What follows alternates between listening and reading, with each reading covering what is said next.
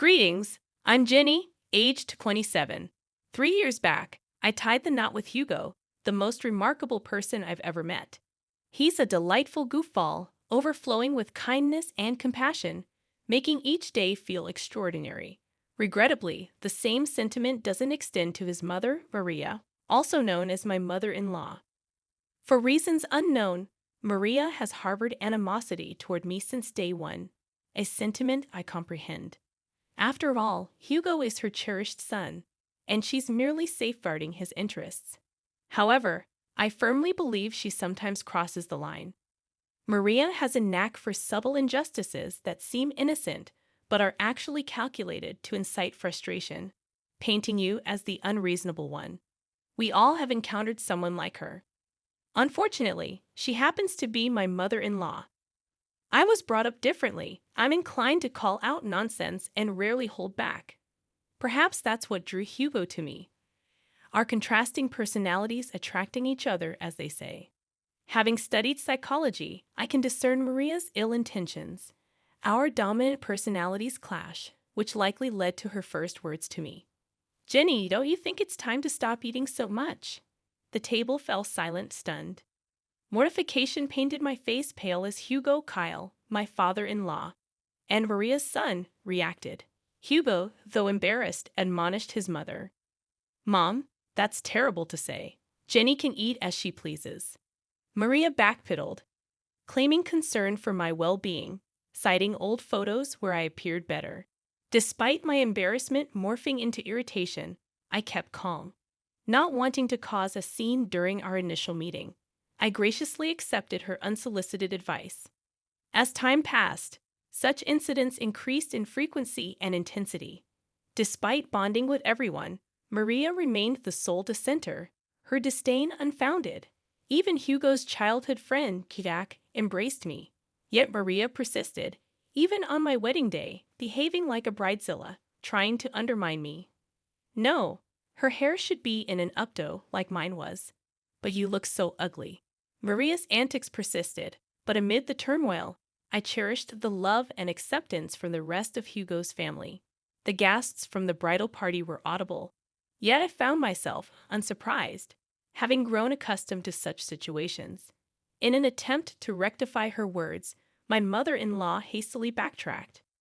"Oh no, darling, that's not what I meant. You have the potential to look so much better. I see a lot of myself in Jenny. She's a bright young woman. Despite looking better at her age, I'd like to say she's beautiful in her own way." While my father-in-law managed to quell her ruthless antics on that day, the lingering pain and bitterness persisted. It went against my nature to remain silent and passive. My vibrant energy was diminishing, drained by this woman who seemed determined to undermine me. Fast forward 3 years to the current events of our story. We gathered at Hugo's childhood home, his parents' residence, for dinner on a Sunday night. My mother-in-law had graciously invited us, including Jack, indicating something significant was afoot. I had my suspicions, which were later confirmed, making the dinner plan seem more calculated. As the evening unfolded, my mother-in-law seized everyone's attention, announcing an important revelation. Armed with a paper, she began reading. "Attention, everyone. I have an announcement. Since my birthday is approaching, I want to share my plans. We're going to Hawaii." The paper confirmed the trip, met with excitement from everyone at the table. "That sounds fantastic." "What? Amazing news, Jenny. I've always wanted to go to Hawaii. This is great news. I'm so excited. Thanks so much, Ma." "Actually, you're not coming." "Honey, what do you mean? This wasn't part of the plan." I made some last-minute changes and canceled her ticket before incurring extra charges. So, my ticket was already purchased, and she just canceled it. Why does she hate me so much? "Mom, what are you talking about?" In the ensuing chaos, Jack and I remained silent. Harsh words flew back and forth until Maria finally offered an explanation. Okay, fine. I'll tell you why I thought Jenny shouldn't join the family event. As I'm getting older, I want to spend my remaining years with those I care about most. Unfortunately, Jenny doesn't belong on that list. "Mom, really? What's wrong with you? Nothing's wrong with me. I'm just saying Jenny can't be considered family since she's not related by blood. By that logic, Jack shouldn't go either, right? He's not technically family, as you're stating. But we all know that's preposterous. He is part of the family. Since Hugo and Jenny got married, she's family too. Well, Jack is different. He's always been here, our sweet baby angel. But Jenny hasn't. I'm just not comfortable with her on the trip. It's my birthday, and I get to decide. Come on, Jenny, we're leaving. My resolute no reverberated through the room, capturing everyone's attention, including my adversary, who had been struggling to contain a smile. However, her expression turned serious at once. Maria, it's been evident from the start that you harbor disdain toward me. For 3 years, I've endured your unbearable behavior. Do you think we're blind to your actions? Do you believe we don't see your narcissism? Watch your tone, young lady. Remember, you're in my house. And it won't be for much longer. In fact, I'm about to leave. But before I go, there's something I need to say. I addressed my beloved husband, whose eyes burned with anger as he looked at his mother. Darling, I love you completely, and I've tried to weather this storm for so long. But it's clear now that your mother will never embrace me into this family, no matter how hard I try or how often I hold my tongue. She'll always find fault with me. You should go on this trip. You can't miss it. Despite her quirks, she's still your mother, and you love her, and she loves you. So go. Don't worry about me. I'll manage. Turning to my mother-in-law, who appeared stunned by my words, I continued. And as for you, unfortunately for you, I'm in love with your son, and I'm not going anywhere. You might think you can push me out, but I'm here to stay. Even in Hawaii, you'll be thinking of me because, let's be honest, I think you're fixated on me. How dare you? I ought to slap you right now. I'm not done. You're fixated on me, obsessed with tearing me down. And I can't fathom why when all I've done is extend kindness and patience, even when you didn't deserve it. But enough is enough. If you don't want me in Hawaii or consider me part of the family, fine. But I will always be here. As long as I breathe, I'll be here for Hugo, Kyle, and even Jack, but never for you. In that moment, I realized I had finally silenced her. She stood with her mouth agape, seemingly searching for words that her mind wouldn't allow. I bid farewell to the other family members, kissed my husband on the cheek, and headed towards the exit. Let me drive you home, at least. I can't let you take a cab. Don't worry about me, babe. I love you, and thank you for loving me. But I'll be fine. You have a trip to discuss. Okay, if you say you'll be fine, I'll believe you. Oh, don't forget your purse. Right, my purse. I left it in the kitchen. Upon reaching the kitchen, where Maria had retreated, presumably to catch her breath after the altercation, I encountered her. What do you want? Don't worry about me, sweetheart. I'm just here to collect my things. Well, make it quick. I want you out of my house. I can't believe you said those things to me. With that, she swiftly stormed out, too filled with anger to see me off. In that moment, I scoffed at her absurdity, grabbed my purse, and noticed a piece of paper next to it. Assuming it was the trip itinerary, I grabbed it to sneak a peek at what I was missing. As I began to read, I discovered Maria's handwriting.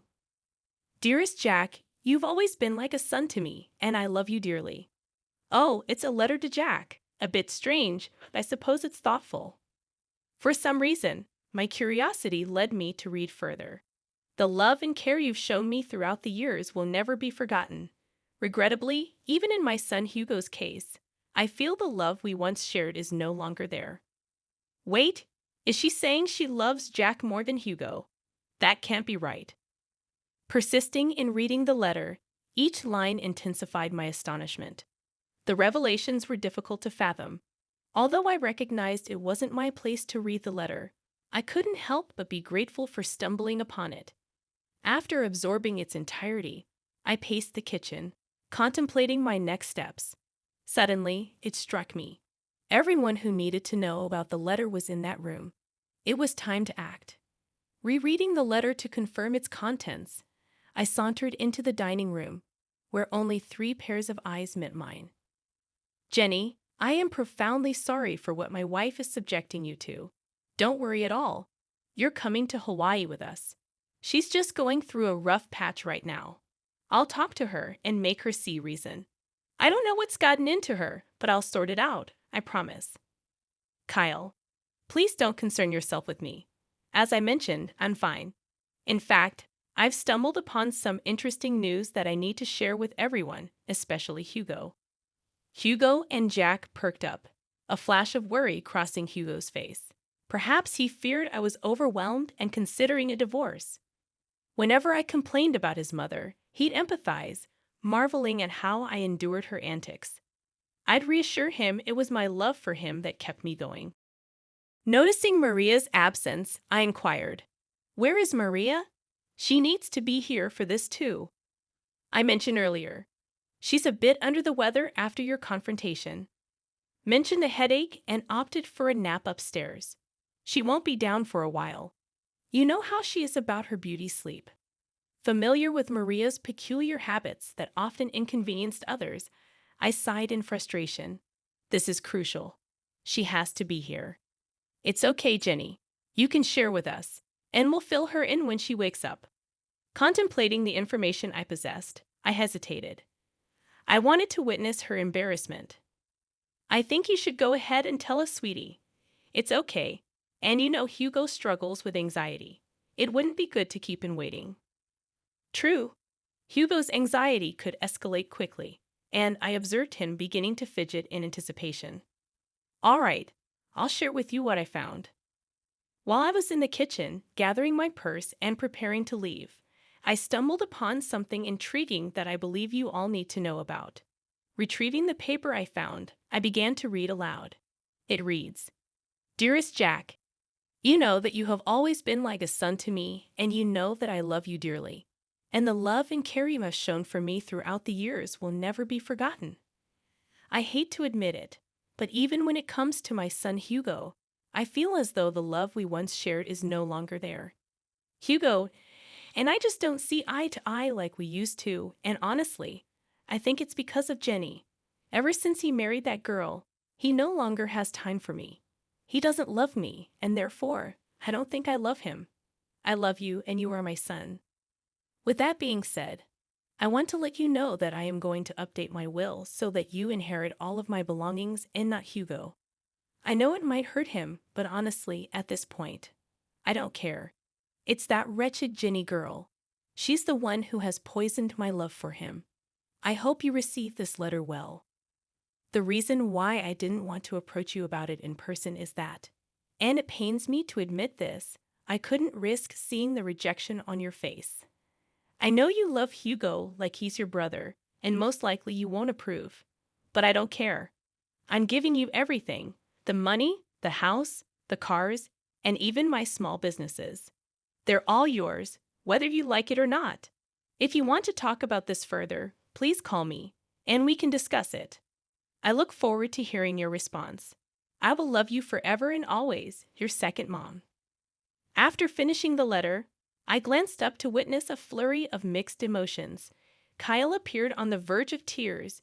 Jack seemed stunned, but Hugo looked like he was on the brink of losing his temper. I can't believe she said all those things. Is she serious? So, she'd exclude me from her, well, just to spite me and Jenny? She's officially lost her mind, guys. I don't even know what to say. This has gone too far. I'm fed up with her toxic behavior. What are we going to do? In that moment, I had an idea. A week passed, and it was time for the planned Hawaii trip. Maria woke up to find a letter from her husband on her bedside table. It read, "Good morning, beautiful. We decided to let you catch up on your beauty sleep. Don't worry, your bags are packed. Just meet us at the airport." Maria hurriedly got ready and rushed to the airport, searching frantically for her travel companions. She tried calling them, but no one answered. Assuming they had already boarded, she boarded her flight, hoping to catch up with them in Hawaii. During the 12-hour flight, she landed and video called Kyle. "Hey, Kyle. Where are you guys? I woke up late and found your note. but none of you are answering. I assumed you boarded without me. Where are you? Let's start the festivities. That won't be happening, Maria. What do you mean? Where are you? I'm at home. What? Why are you at home? You see, Maria, Jenny brought some important information to our attention last week, and since then, we decided we'd rather spend time in Florida with her than anywhere else with you. Maria gasped. You think we wouldn't find out? What, my baby? Don't baby me. You were really going to cut me out of the will, Mom. Who? How did you even find out about that? Oh, that wretched girl you despise so much. Jenny found your letter in the kitchen. I don't know what you're talking about, Maria. Lying right now is only adding more nails to the coffin. Jack, tell them. You've got to believe me. I did nothing of this sort. We all read the letter, Maria. The game is up. But I didn't do anything. Jenny is making everything up. Oh, am I? You are so pathetic. It actually makes me sick. We all know what you said and what you tried to do. Thank goodness I was nosy enough to read the whole thing. Hugo, Kyle, please. No, Maria. Enough is enough. You're done. You don't get to say anything else. You messed up big time. Your hatred has caused you to be blind. Now you have to suffer the consequences of being alone on your birthday because of what you've done. I hope you can use this time in Hawaii to reflect on your actions. But I'll be alone. It won't be fun. Maybe people would like to hang out with you more if you weren't such a raging witch. Have fun. And with that, Kyle hung up the phone. We all let out a sigh of relief. I was the first person to start laughing, eventually joined by Hugo, and before we knew it, we were all bursting with laughter at the dining table, just laughing at the sheer absurdity of the situation. The look on her face once she realized the game was up was priceless. Her face turned pale, all the blood drained from her face, and it was evident that it was the first time in a long time that she felt embarrassed. Marianne had to spend her vacation alone, frequently calling Kyle to see if he would at least come and join her because canceling the reservations she made would be expensive. But every time he kept denying it, stating that when she comes back, they were going to have to implement some ground rules if she still wanted to be married to him. Maria began to be very apologetic and frantic, a complete 180 from her usual demeanor, which was genuinely surprising. Hugo also mentioned that if Maria still wanted to be in his life, she had to make a drastic change in her attitude. Otherwise, he was ready to walk out of her life forever. Their relationship remained rocky, and Hugo asserted that if Maria ever disrespected him again, even with the smallest snide remark, he would cut her off completely, just as she had planned for him. As for Jack, he decided it was best to stop being overly accommodating to Maria, as it was clearly enabling her toxic behavior. So not only did Maria end up spending a miserable time in a beautiful place, but she also risked losing the 3 most important people in her life. She now has very strained relationships with all of them, and she has to change for the better. Regarding me, I messaged her, stating that I need time to decide if I'm going to forgive her for all of her injustices. She was apologetic and begged me to talk some sense into the men in her life. I refused, stating that this is the bed she made for herself, and now she has to lie in it. To this day, Maria is still attempting to mend the very broken relationships that she caused. I just hope she learned her lesson.